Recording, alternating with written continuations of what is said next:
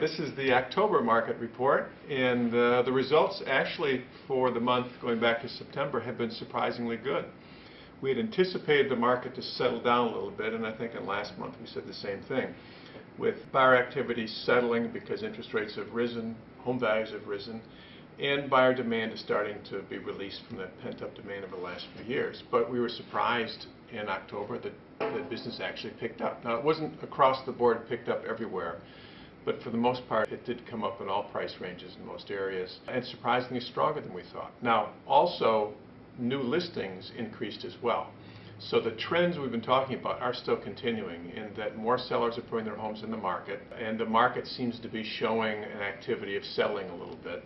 But the good news is more buyers still are coming out of the woodwork and taking up the extra inventory.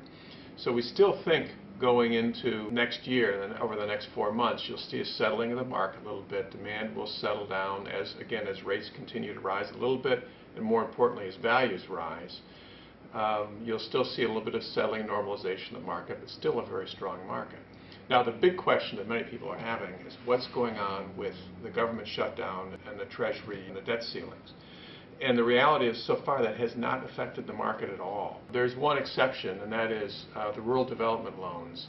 If there hasn't been a commitment issued before October 1st, then you're not going to be able to get those loans funded. But other than that, FHA, VA, conventional loans, all of those loans, at least through John Adams, through our mortgage company, we've not had any problems figuring out how to get a workaround and getting those loans funded. Now, if the government shutdown extends from more than a few weeks to a few months, then we'll probably see some tightening of the mortgage markets. We'll see lenders start to pull back since they're not sure, since the government is the buyer of 80% of all mortgages.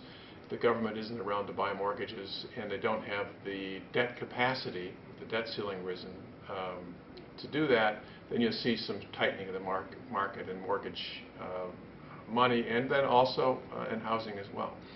But realistically, we don't anticipate that happening. We think the general consensus is there will be some sort of debt ceiling compromise, and involved in that will be at least a partial or a complete pullback of the government shutdown.